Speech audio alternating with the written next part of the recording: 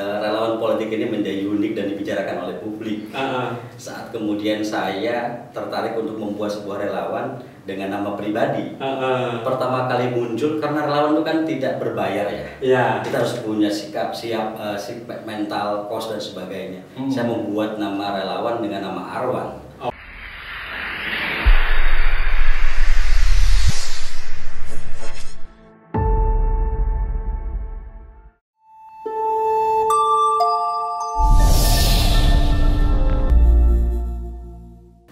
Assalamualaikum warahmatullahi wabarakatuh. Selamat datang kembali di Bagus Podcast. Edisi kali ini kita akan bincang sesuatu yang kadang luput dari obrolan para wartawan dan juga para politisi. Kami sudah mengundang di tokoh muda di Provinsi Banten yang juga teman-teman di rumah pasti sudah kenal. Kita sapa dulu. Assalamualaikum Kang Arwan. Assalamualaikum warahmatullahi wabarakatuh. Alhamdulillah. Baik, sangat baik. Sangat baik. Nah, pemirsa di rumah, Kang Arwan ini kita tahu beliau adalah tokoh muda yang identik dengan relawan politik.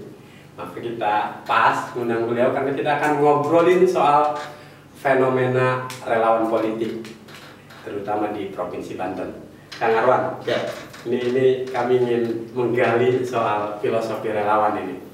Setiap mau pemilu, fenomena relawan politik menjamur di mana-mana, di 8 kabupaten kota, terutama di ibu kota Provinsi Banten, di Kota Serang, banyak posko-posko relawan. Lalu sesungguhnya Kang Arwan ini sejak kapan ini sampai identik? Wah, kalau bicara soal relawan politik, pasti nama abang itu nggak bakal terlewatkan gitu Mas. Aktif sejak kapan jadi relawan politik ini? Pertama, terima kasih buat Bagus Podcast sudah mengundang kami. Relawan politik ini menjadi unik dan dibicarakan oleh publik. Saat kemudian saya tertarik untuk membuat sebuah relawan dengan nama pribadi. Pertama kali muncul karena relawan itu kan tidak berbayar ya. Kita harus punya sikap siap, mental, kos dan sebagainya. Saya membuat nama relawan dengan nama Arwan. Dan itu pas sekali. Arwan itu kepanjangan dari Aliansi Relawan Wahidin Andika.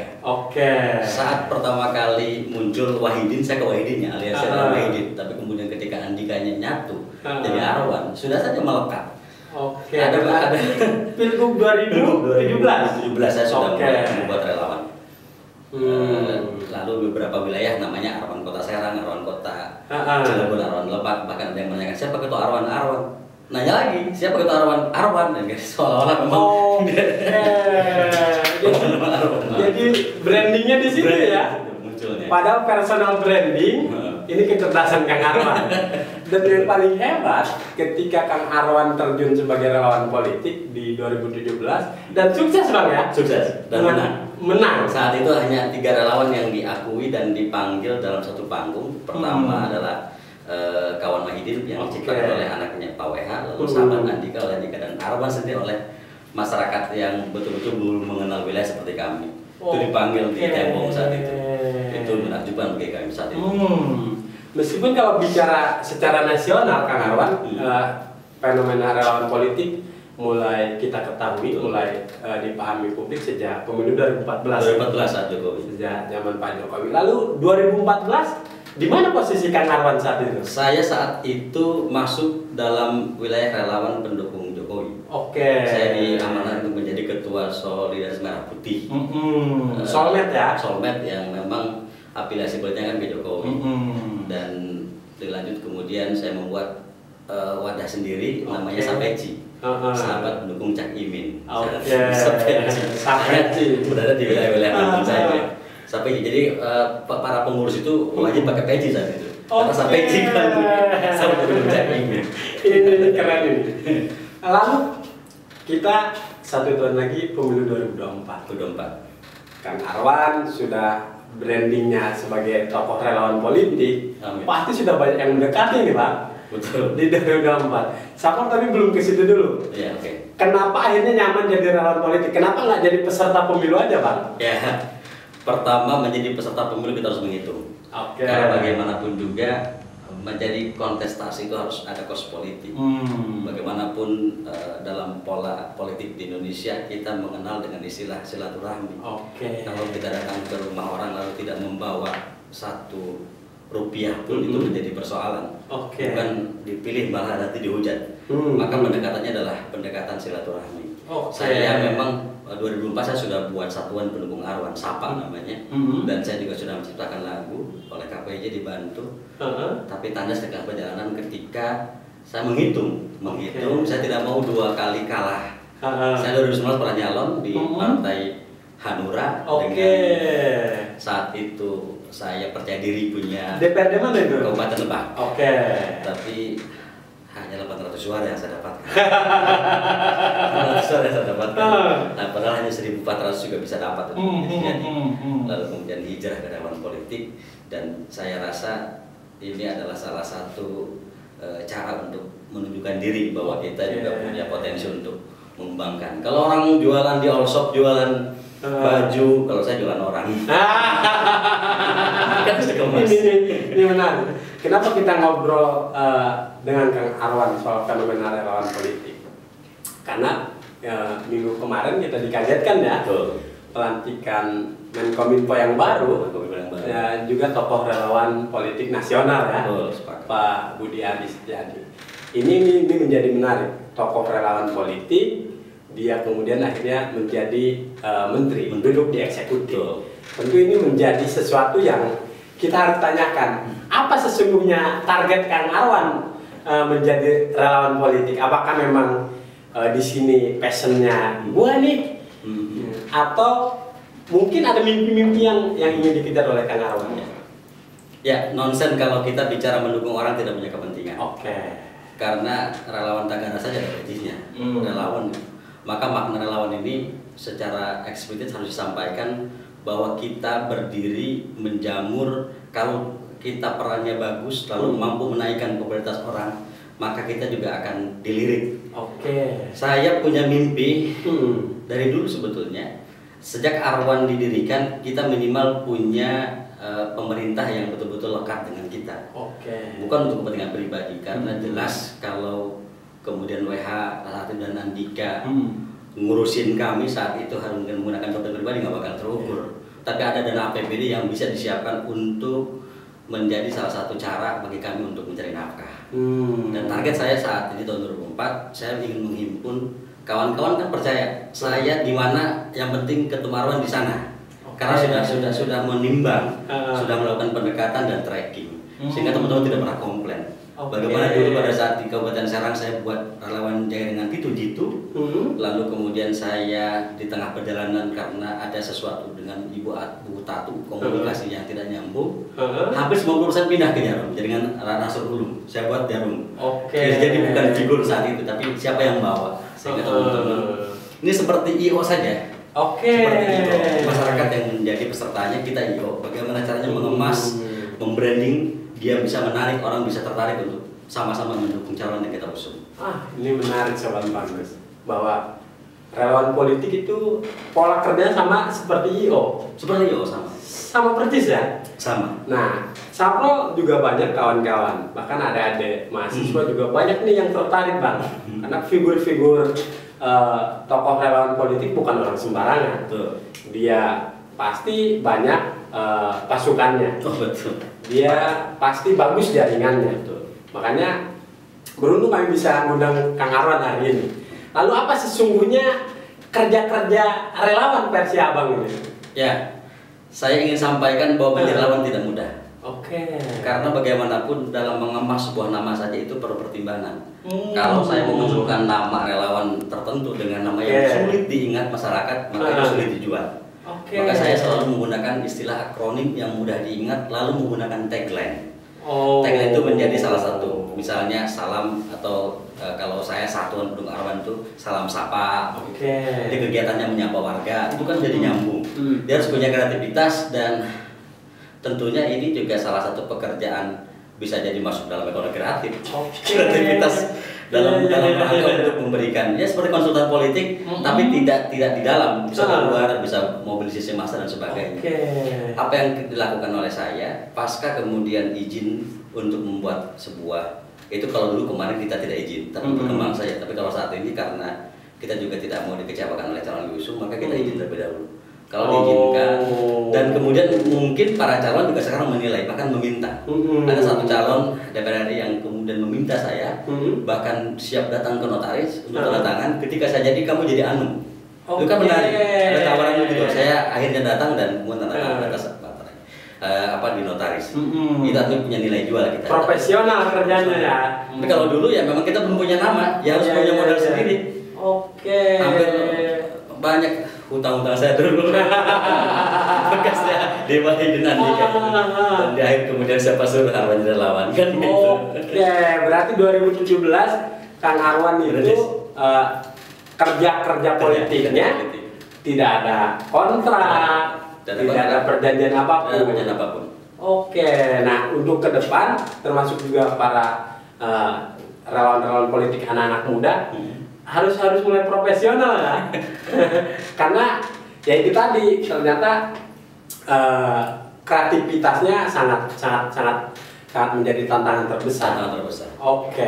Lalu kalau di level nasional, mungkin Kang Aron punya tokoh idola politik yang akhirnya memicu, wah dunia politik ini menarik, dunia politik itu asik bagi orang-orang yang punya kreativitas dan yang lain-lain. Ada yang diidolakan, Bang? Saya lagi-lagi bukan pengurus partai, sehingga tidak terikat. Meskipun saya menjadi ketua dan inisiator relawan di salah satu figur yang partainya sudah memilih satu calon, tapi saya lebih tertarik untuk mendukung salah satu yang menurut saya bisa menang. Karena kalau sudah tahunan relawan, kita akan menghitung siapa yang akan menang. Di politik sendiri, menurut saya memang saya akhirnya memilih untuk ke Prabowo. Meskipun memang saya belum punya badannya sekarang. Karena untuk melakukan itu kita tidak mau gegabah. Kawan saya banyak yang di Anies. Bahkan ada tawaran dari satu orang, Dinda, pegang Banten untuk memilih untuk mendukung Anu, karena saya percaya dengan kredibilitas Dinda. Tapi saya sampaikan yang penting saat ini saya tidak pragmatis, tapi rasionalitas politik. Siapkan A, siapkan B, saya siap bekerja. Karena bagaimanapun ketika saya dengan A, maka teman-teman yang lain itu akan mencibir begitu. Sehingga tidak terjadi kesepakatan itu. Kalaupun mau secara pribadi tanpa harus dibayar, tanpa harus diapa-apa, muncul dari pribadi saya relawan itu, tapi harus klik di atasnya, harus tahu mereka. Kalau mereka tidak tahu, ya apa yang dilakukan oleh kita ya sama saja, lebih baik menjadi menjadi pemilih yang nyoblos ngajak keluarga saja. Karena menjadi relawan itu ya salah satu pekerjaan kemudian ke depan. Kita kenal dengan pejabatnya ya karena memang kita pernah memberikan jasa kepada mereka. Itu jangka panjang.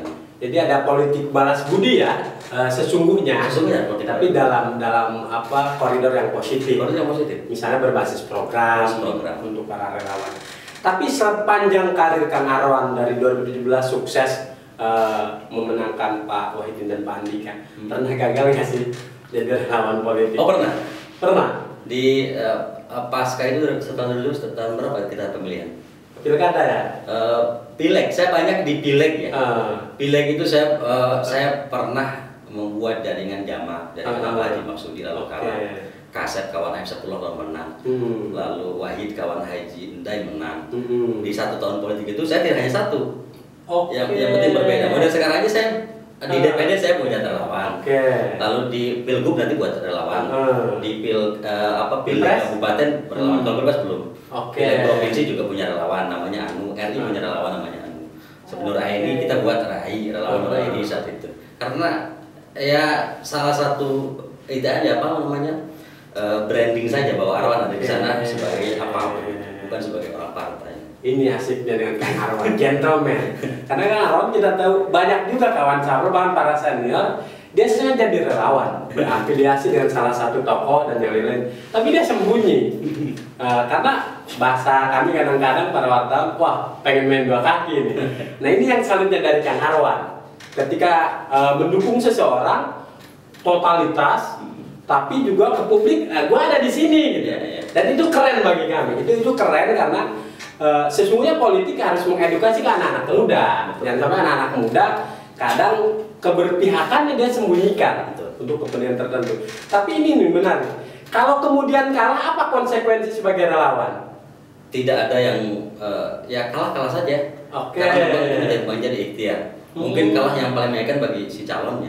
Kalau kami saat itu ya kalau saat ini karena 2017 kita punya pengalaman dan punya nilai, ya tidak ada ruginya karena ketika berkegiatan pun ada operasional yang disiapkan. Mereka dan itu tidak memaksa. Relawan itu memang kan yang tidak diperlukan nama di politik. Kalau kos politik boleh. Bahasa Sunda dinupaikeun ge atuh cai ako mah ya. Piraku nyalon gunung-gunung aja kan gitu. Itu namanya kos politik. Asik. Ya. Soal tadi dua kaki saya harus sampaikan. Saya tidak dua kaki, tapi yang penting satu dapil tidak milih dua. Kabupaten berbeda dan sebagainya itu boleh. Nah itu makanya kenapa kami selalu ke Kang Arwan selalu mendeklir bahwa gua di sini nih posisinya. Misalnya untuk pilkada di Lebak, untuk pileg di DPRD Lebak, DPRD Provinsi dan Kabupaten. Tapi sepanjang karir Kang Arwan ada di tengah perjalanan, kok gua nggak cocok ya dukung bapak ini. Pernah kejadian gitu? Pernah bang? Pernah. Sering. Tapi kemudian karena kita sudah komitmen kelamin itu, maka kalau tidak terlalu liar, tidak terlalu urgent, tetap di sana kita nikmati saja. Karena itu kan dinamika namanya. Tapi kalau sudah bicara komitmennya di tengah itu dihancurkan, maka kita punya pilihan untuk tidak memilih dia. Terjadilah ketika saya akhirnya membuat jaringan Nasrul Ulum itu.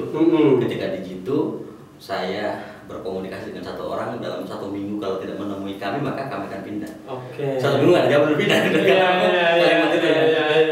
Kami tidak mengoyo gitu. Kalau tidak diterima ya tidak. Saya lebih tertantang bukan mendekati ya, membantu calon yang orang lain belum mengenal. Kalau kita berada di sana dan tidak boleh kita ada di bawah. Kita harus memiliki jarak satu jari loh. Kalau beberapa jari kita punya basis massa di bawah ini yang berharap untuk dikunjungi, berharap untuk apapun curhat itu agak sulit. Tapi kalau langsung maka minimal dimudahkan sisi komunikasi. Hajatan datang gitu kan. Iya. Malah lebih sibuk daripada calon itu sendiri. Nih Kang Arwan, tadi kita sudah bicara pahitnya. Sekarang bicara manisnya. Ketika Kang Arwan jadi relawan Pak Wahidin Pak Andika di Pilgub Banten 2017. Dilantiklah Pak Wahidin dan Pak Andika. Lalu Kang Arwan kemudian dicap sebagai orangnya Pak Wahidin dan Pak Andika. Dengan cap-cap seperti itu oleh masyarakat terganggu nggak? Sebetulnya ada yang menguntungkan juga. Ada yang menguntungkan. Sisi menguntungkannya kita dianggap sebagai orang yang bisa langsung komunikasi. Sehingga di tengah kita merasa terbebani juga kalau tidak realisasi.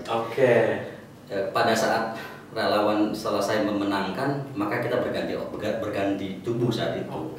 Itu terjadi, saya dengan teman-teman membuat Banten Development Association, PEDAS. Lalu kawan yang tidak sirama buat Bela, ada lagi satu lagi buat BI kan itu. Kemarin itu sebetulnya sama orang-orang relawan, hanya kita membuat lembaga yang betul-betul sifatnya juga normatif, tidak berkaitan dengan kepentingan tertentu, tapi membangun Banten dari sisi yang lain. Itu yang kita lakukan saat itu. Tapi kan ada resikonya ketika yang disukseskan oleh Kang Arwan periodenya sudah habis 5 tahun, ganti penguasa, sementara capnya Kang Arwan sebagai relawannya penguasa yang lama. Nah, bagaimana menyikapi yang begitu itu? Saya kemarin memang bukan dihujat ya, tapi dipertanyakan soal KTP gratis. Tapi bagusnya zaman Wahidin Halim itu mereka tidak mempedulikan keberadaan relawan, sehingga cap-cap itu sehingga tidak terbukti. Apa tidak terbuktinya? Kita tidak pernah berada di barisan-barisan ketika kegiatan. Dan menurut saya saat itu akhirnya memilih untuk menjadi orang yang mengkritisi kebijakan. Karena kita yang memilih, kita yang menetapkan, maka ketika ada salah kita mengkritisi. Di zaman Pak WH begitu saya, sehingga tidak, kalau bicara soal kepentingan tidak bicara menikmati hasil gitu. Minimal Bang April kalau mau dikenal publik itu buat buat spanduk itu miliaran. Saya anggap saja kemarin membuat jaringan itu mengenalkan saya ke publik, sehingga orang kan mengenal saya dengan cara itu. Arwan Banten dan sebagainya. Di jalan masyarakat banyak yang ini yang berteman Facebook dengan saya, Arwan Banten kan orang bisa mengenal. Itu modal ketika saya nyalon ke depan. Popularitas. Tapi kan problemnya dapurnya Kang Arwan ketika misalnya rejim berganti, sementara istri di rumah nunggu Kang Arwan bawa beras, berarti seharusnya para relawan punya pekerjaan utama, atau relawan itu yang utama, kerjanya yang sampingan. Gimana tuh Pak? Saya untuk menafkahi keluarga bekerja. Oke. Kemudian bekerja juga di wilayah-wilayah yang bisa kita lakukan. Saya selama pasca relawan selesai, saya mendaftar beberapa pekerjaan tertentu, lalu mungkin karena dilihat kualitas entah apapun itu saya bisa menang, bisa masuk dan jadi konsultan beberapa program, dan itu dijadikan dasar. Tapi kalau kita orang yang introvert, menutup diri, tiba-tiba muncul lalu mendaftarkan tertentu, sulit sekarang untuk mendapatkan pekerjaan. Sarjana pendidikan saat ini saya SPD, dulu S2-nya juga di bagian magister sains, artinya pendidikan. Sampai saat ini saya belum pernah ngajar. Tapi kan berbagi ilmu soal politik kan kepasukan apa dilakukan sama saja. Iya, jadi guru nggak selalu di sekolah. Iya betul. Sesungguhnya Bang dosen politik ini. Amin. Oke, di 2 pertanyaan terakhir Bang. Ya. Menghadapi 2024 tadi Abang posisinya untuk pileknya sudah banyak sekali tawaran para calon minta dibantu jasanya Abang. Lalu bagaimana memberikan penjelasan ke pasukan Abang? Yuk kita jadi relawan ini. Apakah Samina Watokna saja pasukan di bawah itu Bang? 70% Samina Watokna. Lalu kemudian saya tuh kalau ngajak kawan-kawan tuh tidak hanya ngajak tapi memberikan satu pencerahan. Saya dibuktikan dengan saya sudah pertemuan dulu, lalu kemudian kawan-kawan lihat saya, ini figurnya begini dan sebagainya. Saya mengajaknya demikian. Tapi kalau dulu memang sulit juga untuk trust kita ya. Kita ini siapa sih? Saat ini orang-orang ketika saya masukin grup tanpa konfirmasi aja Mbak, itu siapa? Paling saya nanti menyampaikan mohon maaf ABCD dan sebagainya, saya gini-gini. Oke siap Tum, terus lanjutkan. Tidak pernah ada yang komplit. Paling mereka yang punya pilihan lain mungkin yang minta izin lalu live grup. Jadi Samina Watokna, karena sesungguhnya mereka mungkin melihat saya memilih orang itu ya karena sudah ada ukuran. Sehingga masuk. Dan kemudian yang paling penting adalah di grup itu harus ada calonnya. Kalau tidak ada calonnya, mereka yang mempertanyakan. Si pengantinnya harus komen tiap hari minimal 1 kali. Siap. Di pertanyaan sebelum pamungkas, kalau kemudian ada pilihan Bang, misalnya pileg nih atau pilpres, Abang sebagai relawan politik lebih tertarik pada calon yang punya modal gede, tapi dia tidak menjadi idola Abang, sementara idola Abang justru tidak minta jasa ke Abang. Bagaimana tuh antara pilihan pribadi? Gue sih senangnya ke tokoh ini nih, tapi gue diminta jasanya, dihormati karya-karyanya oleh tokoh lawannya. Bagaimana posisi Abang kalau menyikapi ada realita seperti itu? Pertanyaan ini sama dengan hari ini yang saya kembali harus memilih salah satu tokoh kepala desa pengganti Musdeslu. Ada tokoh yang dekat dengan kita rumahnya, tapi kemudian saya lebih dihargai oleh tokoh lain yang dari ucapan saja dia minta tolong, komunikasi yang baik. Saya lebih ke sana dibanding kemudian kita mengidolakan seseorang tapi ternyata tidak sesuai ekspektasi idola kita. Artinya kita tidak dihargai soal keberadaan kita, terus apa yang menjadi kemudian nilai jual kita. Saya lebih membantu orang yang mau memberikan apresiasi. Tidak hanya bentuk uang, apresiasi itu berbentuk komunikasi yang mudah, ditelepon juga nggak sulit, bahkan kalaupun video kalau saya saya kirim, itu bentuk bahwa dia dekat dengan kita. Soal modal, saya pikir kalau harus memilih misalnya di pilgub ini saya harus orang yang bermodal, mungkin orang lebih tahu saya harus ke sana. Tapi tidak di sana karena bagi saya perjalanan politik bukan modal besar, tapi proporsional anggaran itu digunakan. Kalau kita belum butuh ya jangan, kalau kita sudah butuh ya silakan. Kalaupun tidak dikasih saat itu kita tebundung gitu bahasanya, jalan terus. Kalau kita tadi kan setiap Abang terjun di dalam politik harus ada sarana dan prasarana dong, ada sekretariat, ada posko. Kalau itu tidak menjadi wajib. Tidak menjadi wajib karena kita bukan organisasi yang dibentuk lalu harus ada protase supaya tidak. Tapi kalau itu kalau itu ada berarti menjadi bonus. Oke. Berarti si calon itu benar-benar serius. Oke. Apalagi saat ini kan kita nunggu dulu nih kalau mau pilih dulu apakah dia lolos di 20% itu. Kalau tidak kan juga dia tidak akan sampai ke sana, paling hal yang lain. Dia tidak menjadi penting posko. Tapi dulu pas Arwan tuh posko ada, karena saya punya uang dulu. Ada lah, karena posko ada dan sebagainya. Sehingga luar biasa orang Arwan Sebanten tuh sampai deklarasi di mana di wilayah Modern Citra, sampai datang semua Andika dan sebagainya. Itu kita tidak minta-minta, menggunakan dana dari kawan-kawan pengusaha. Ini keren banget nih, bahwa relawan tidak minta-minta. Kerja dulu, berkarya dulu, bonus akan nyusul. Paling pamungkas nih Pak, paling pamungkas. Kalau jadi relawan politik, otomatis kan bakal ikutan punya musuh juga dong. Betul. Apalagi pilkada ya, yang pasti kebanyakan head to head tuh. Abang di posisi calon A, ada kawan abang jadi relawan di posisi calon B. Betul. Gimana menyikapi persaingan antar relawan itu Bang? Orangnya sensitif juga ya. Baperan ya?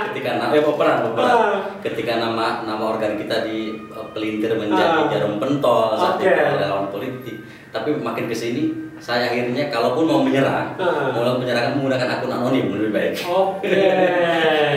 Saya melihat itu perbedaan itu menjadi berkah, tapi ada saja orang yang kemudian mencari kesalahan, tidak cari kesalahan si calonnya, tapi orang relawan juga pernah dipersalahkan. Hal-hal yang berkaitan dengan sisi negatif diumbar, dicari. Kalau kemudian kita pernah melakukan hal-hal yang negatif, nanti fotonya dicari, itu pernah terjadi. Karena ternyata memang antara relawan juga ada gesekan. Persaingannya di luar relawan juga. Relawan juga kencang juga ya. Sehingga sampai akhirnya harus melaporkan kan kawan saya kemarin. Kader saya jarum wilayah Gunung Sari sampai masuk 4 bulan dibunuh karena mereka karena komentar di Facebook itu, kemudian dilaporkan oleh relawan lain. Lalu pas Pilgub juga ada relawan Arwan di wilayah Malinti dilaporkan oleh relawan lain, lalu 1 tahun penjara. Jadi betul-betul menjadi relawan juga harus siap. Siap bahwa ada resiko perjuangan di sana. Ada resiko perjuangan. Dan Kang Arwan dengan kawan-kawan siap, sangat siap kita sangat siap. Oke, paling terakhir. Ada buzzernya nggak sih Bang? Ada. Kita punya buzzer. Abang punya tim IT-nya. Tim IT. Tim udaranya ada. Tim udara ada. Karena itu penting. Media sosial yang membesarkan sebetulnya. Pertemuan 10 menjadi 1000. Orang berpikir orang kan berbeda. Tanpa begitu, buzzer yang positif ya. Tanpa begitu, maka kita akan dirugikan. Karena banyak sekali pernyataan-pernyataan kita yang bergelintir dan sebagainya. Maka kalaupun ingin muncul publik tidak sebagai kita, maka sebagai orang lain. Dulu sempat viral tuh Pindi lah, namanya Pindi itu perempuan cantik, padahal akun buzzer Arwan itu. Itu dikenal publik, maka ingin dihadirkan oleh orang mengada. Fiktif ya, tokoh fiksi gitu. Fiksi dan dia terkenal. Asik. Sayang banget durasi kita terbatas. Siapa masih banyak pengen ngobrol nih. Jadi hatur nuhun Kang Arwan sudah mau buka-bukaan belak-belakan soal dapurnya para relawan. Tentu pemilu 2024 tinggal menghitung bulan. Kita berharap para peserta pemilu, partai politik dan juga para relawan, mari kita berdemokrasi dengan ceria. Persaingan selalu ada, tidak perlu di dunia politik. Kehidupan kita sehari-hari juga bersaing, berkompetisi. Tapi tentu kita tunggu kiprah Kang Arwan dalam peradaban hasanah politik di Banten. Kita akan undang lagi tokoh-tokoh muda inspiratif di Provinsi Banten untuk hadir di Bagus Podcast. Sekali lagi turun Kang Arwan, sehat selalu. Amin ya Allah. Wassalamualaikum warahmatullahi wabarakatuh.